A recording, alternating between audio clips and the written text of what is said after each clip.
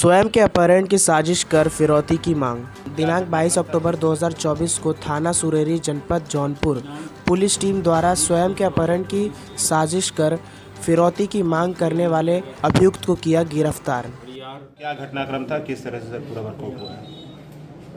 दिनांक 19/10/2024 को थाना सुरेरी अंतर्गत हरियार ग्राम निवासी प्रदीप कुमार गुप्ता ने एक थाने पर लिखित सूचना दी थी कि उनका पुत्र सूरज गुप्ता, उम्र लगभग 24 वर्ष, ये घर से सुबह भोर में टहलने निकला था और रहस्यमय परिस्थितियों में गायब हो गया है। इसका अपहरण कर लिया गया है।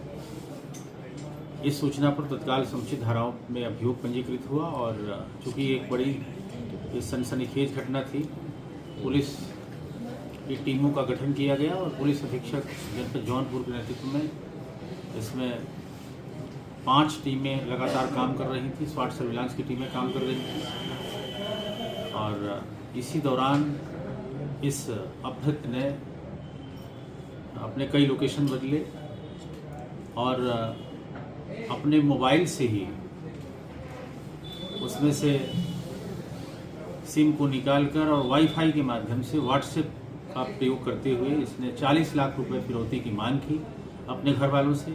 लगातार मैसेज किए कि अमुक स्थान पर पैसा भेजा जाए और वहाँ हमारा आदमी जाएगा, पैसा ले लेगा। और इसमें लगातार पुलिस की टीमें इसको ट्रैक करती रही और अंत में पुलिस के दबाव से इसने इसी इलाके में इसको आना पड़ा और हीरापट्टी मलेथू के पास सुरेरी में अंत में पुलिस की टीमों ने इसको रिकवर कर लिया है।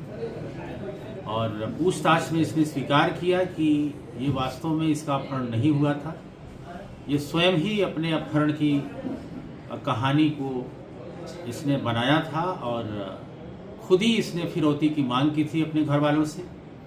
ये सारी चीज़ें इसने स्वीकार किया है और इस स्वीकारोक्ति के बाद इस घटना का अनावरण हो गया है और जो अपहरण का मुकदमा लिखा गया था इसको तरमीम करते हुए फिरौती की धारा में 308 और 318 बीएनएस के अंतर्गत अपराध पाते हुए इसमें इसको गिरफ्तार करके और जेल भेजने की कार्यवाही की जा रही है। मोटिव ऑफ क्राइम क्या था? मोटिव ये है कि यह बहुत ही रहस्यमय व्यक्ति है और ये कई चीज़ों को फील करना चाहता है कि हम ऐसा करेंगे तो हमको क्या लगेगा।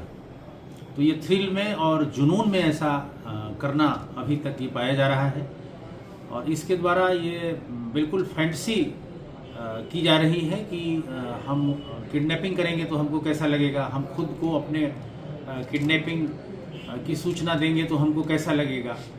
तो इस तरह की मानसिकता से इसने इस घटना को अंजाम दिया है, ऐसा अभी तक एविडेंस मिला है। क्या इस घटना में परिवार वाले क्या कहें? क्या परिवार वाले इससे पीड़ित हैं? परिवार वालों को ये लग रहा था कि ये घटना वास्तव में अपहरण की हुई है, लेकिन जैसे उन्होंने पूरा इंट्रोगेशन हुआ और इस बात को देखा और सुना तो उनके भी होश उड़ गए कि ये लड़का जिसको कोई कमी नहीं है घर में, ये ऐसा कांड कैसे कर सकता है।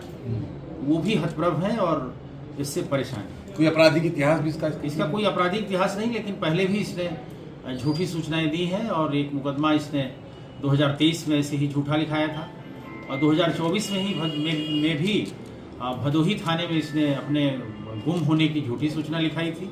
उसमें अगले ही दिन ये मड़ियाहू में प्रकट हो गया था। तो ये बहुत ही झूठा और बहुत ही फैंटेसी वाला इंसान है जो कई चीज़ों को कल्पना में करता है कि हम ऐसा करेंगे तो हमको कैसा लगेगा। पुलिस को कब ये लगा कि ये अपनी झूठी अपहरण की साजिश और फिरौती की साजिश? पुलिस को ये हर एंगल से पुलिस जांच कर रही थी, क्योंकि हम लोग किसी घटना को तब तक नहीं मानते जब तक कि वो अंजाम पे न पहुंच जाए। तो हम लोग ये मान के चल रहे थे कि ये घटना अपहरण की भी हो सकती है और इसी दिशा में हम लोग काम कर रहे थे। लेकिन कुछ ये लग रहा था कि कोई वास्तव में अगर रियल अपराधी होगा तो जिस तरह के मैसेज कर रहा था उस तरह के मैसेज पर हम लोग को भी डाउट हो रहा था। लेकिन हम लोग घटना को सही मानकर ही पूरा इस केस को हैंडल कर रहे हैं। उसके खिलाफ क्या कार्रवाई? जो अपहृत है, जिसने तथाकथित अपने अपहरण की झूठी सूचना दी, उसने स्वीकार किया है और फिरौती की मांग की है। ये गंभीर जुर्म है लिहाजा इसी जुर्म में जो एक्सटॉर्शन की धारा है उसमें हम लोगों ने इस मुकदमे को तरमीम करके इसको मुलजिम बना के हम लोग जेल भेजे। इसका और कोई भी साथी सिर्फ अकेले ही इस घटना में अभी तक किसी साथी के शामिल होने की बात प्रकाश में नहीं आई है। कई लोगों से इसने चर्चा की थी, उन लोगों ने इस बात को तस्दीक किया था, लेकिन इस घटना में उनके संलिप्त होने की अभी तक कोई जानकारी नहीं। और वीडियो में एक फोटो वायरल हुआ था, तो वीडियो में उसका अपहरण किया गया है, तो उसका क्या तर्क? इसमें ये बात आई कि ये जिस बस से ये सफ़र कर रहा था उस बस पर इसने रिक्वेस्ट करके और किसी से फ़ोटो खिंचवाई।